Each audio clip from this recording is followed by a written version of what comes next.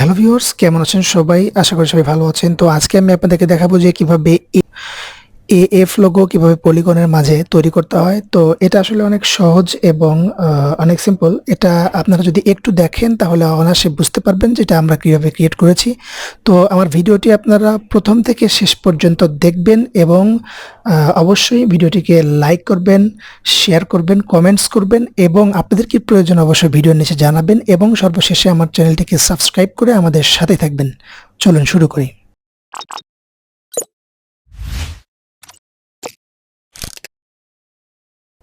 তো সর্বপ্রথমে আসলে আমরা এই লোগোটি কিভাবে ক্রিয়েট করেছি এটা আমরা দেখাবো। তো এই লোগোটি যদি আমরা ক্রিয়েট করতে চাই তাহলে আমাদেরকে সর্বপ্রথমে লাগবে হচ্ছে একটা পলিগন। তো এর আগে আমি এই ইমেজটাকে এখানে রেখে দেই, লক করে Ctrl+2 দিয়ে লক করে রেখে দিলাম, কারণ হচ্ছে এটা আমরা এখানে দেখে দেখে ক্রিয়েট করব। কি জন্য দেখে দেখে ক্রিয়েট করব? এতে যারা লোগোটি ক্রিয়েট করবে বা যারা দেখবে এতে দেখতে সুবিধা হবে, বুঝতে সুবিধা হবে, এরপর কি কি করলাম এটা আমি ভালো করে বুঝিয়ে দিতে পারবো, তাহলে আপনাদের অনেক সুবিধা হবে। এর জন্য এখানে রেখে দিলাম, তাহলে আপনারা ভালো করে বুঝতে পারবেন।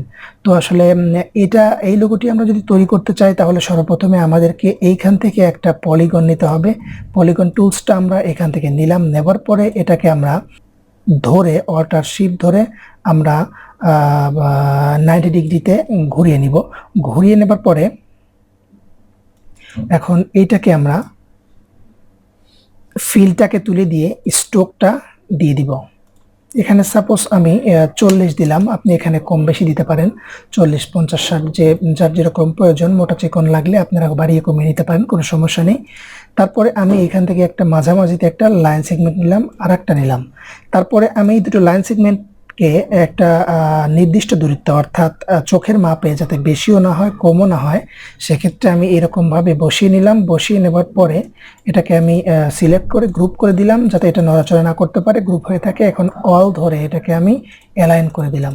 অ্যালাইন করে দেওয়ার পরে এটাকে আমরা তো নিলাম। এখন এই যে মাঝের যে লাইনটা আছে অর্থাৎ এফ এর নিচের যে অংশটা এবং এর মাঝখানের অংশটা, এটা নেবার জন্য এটাকে আমি আরেকটা লাইন নিলাম মাঝামাঝিতে নেওয়ার পরে এখন এটাকে আমি অ্যালাইন করে দিলাম।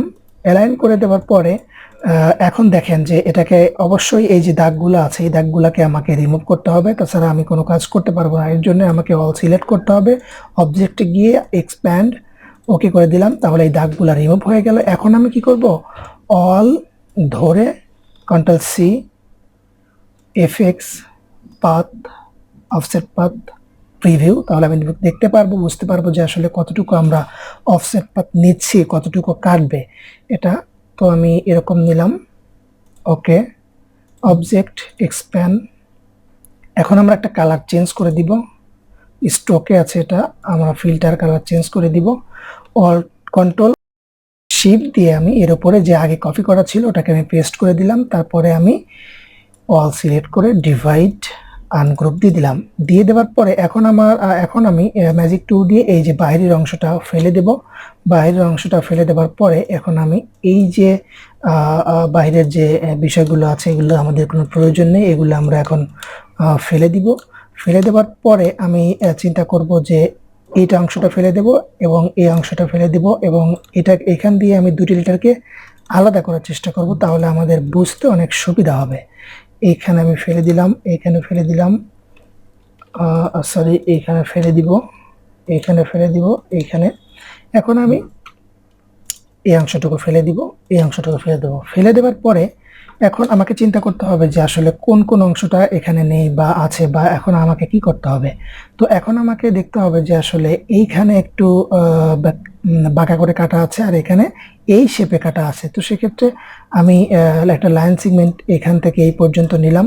নেবার পরে এটাকে আমি একটু বড় করে দিলাম। বড় করে দেওয়ার পরে এখন এই পয়েন্ট থেকে বড় করে দেওয়ার পরে এটাকে কপি করে আমি এই একেবারে এই পয়েন্টে এই যে কর্নার থেকে আমি এখানে বসিয়ে দিব, এইখানে বসিয়ে দিলাম। বসিয়ে দেওয়ার পর তাহলে কি হলো, এই শেপে কেটে যাবে। এই শেপে কাটার জন্য আমাকে এটা করতে হবে। তারপরে যদি আপনি এটাকে যদি এইটুকু দূরত্বে রাখতে চান তো এটাও হবে। সেক্ষেত্রে এখানে একটু বেশি কাটা আছে, আমি কি করব, এটাকে একটু বাড়িয়ে দেওয়ার জন্য এখান থেকে একটা রেক্টেঙ্গেল নিয়ে আমি এটাকে একটু উপরে করে দিয়ে এটাকেও আমি অল সিলেক্ট করে ডিভাইড করে দিলাম। ডিভাইড করে দেওয়ার ফলে এটাকে আনগ্রুপ করে দিলাম। এখন আমি এই অংশটাকে ফেলে দিতে পারবো, এই অংশটাকে ফেলে দিতে পারবো এবং এই অংশটাকে ফেলে দিতে পারবো। এখন দেখেন যে আমাদের যে এ এফটা ছিল এটা কিন্তু অলরেডি হয়ে গেছে।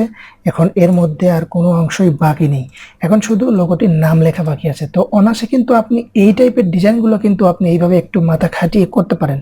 তো এখানে কিন্তু আপনি ইচ্ছা করলে কিন্তু এফ এর জায়গায় কিন্তু একটা জি বানিয়ে দিতে পারতেন, এফ এর জায়গায় কিন্তু জি বানিয়ে দিতে পারতেন বা অন্য কিছু অ্যাড করতে পারতেন, সি বানিয়ে দিতে পারতেন। অর্থাৎ এখানে এ এফ আমি বানিয়ে দেখিয়েছি, তো সেক্ষেত্রে আপনি এখানে লেটার কিন্তু চেঞ্জ করে দিতে পারেন। চেঞ্জ করে দিলে কিন্তু ডিজাইনটা চেঞ্জ হয়ে যাবে।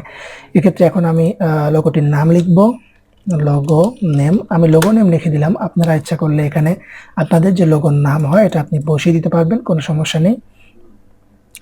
বসিয়ে দিলে আপনাদের হয়ে যাবে। আর এখানে আমি ফন্ট ইউজ করলাম নেক্সা বোল্ড। আর যদি এই ফন্টগুলো আপনাদের কাছে না থাকে অবশ্যই আমার ভিডিওর নিচে কমেন্ট করবেন, আমি ফন্টগুলো দিয়ে দেবো। যে কোনো ধরনের ফন্ট ভিডিওর নিচে আপনি নাম লিখে কমেন্ট করবেন, যদি আমার কাছে থাকে অবশ্যই আমি আপনাদেরকে ফ্রিতে দেওয়ার চেষ্টা করব। আর ফন্ট নিয়ে আবার একটা ভিডিও আছে, তারপরে আপনার মকআপ নিয়েও আছে, আপনারা দেখতে পারেন। আর হচ্ছে এখানে আমি এটাকে ফন্টটাকে আমি আউটলাইন করে দিব, ক্রিয়েট আউটলাইন।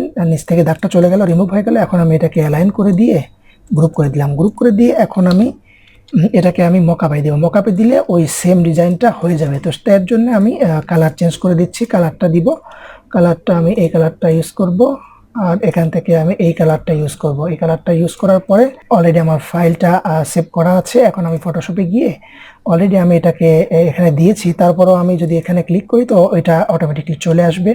এটা তো অনেকটা ভিডিওতে আমি আমার দেখিয়েছি, আমার দেখানো আছে। তো ওই ভিডিওগুলো আপনি দেখলে বুঝতে পারবেন যে কিভাবে মকআপে প্লেস করতে হয়।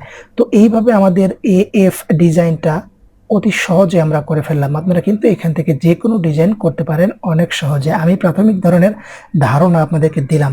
তো এই ধারণাগুলোকে আপনি মাথায় রেখে অনেক ধরনের ভালো ভালো ডিজাইন করতে পারেন। তো এই ছিল আজকের ভিডিও। দেখা হবে সামনে আরও অনেক ভালো ভালো ভিডিও নিয়ে। অবশ্যই আমাদের পাশে থাকবেন, লাইক করবেন, শেয়ার দিবেন, সাবস্ক্রাইব করে আমাদের সাথে থাকবেন। ধন্যবাদ সবাইকে।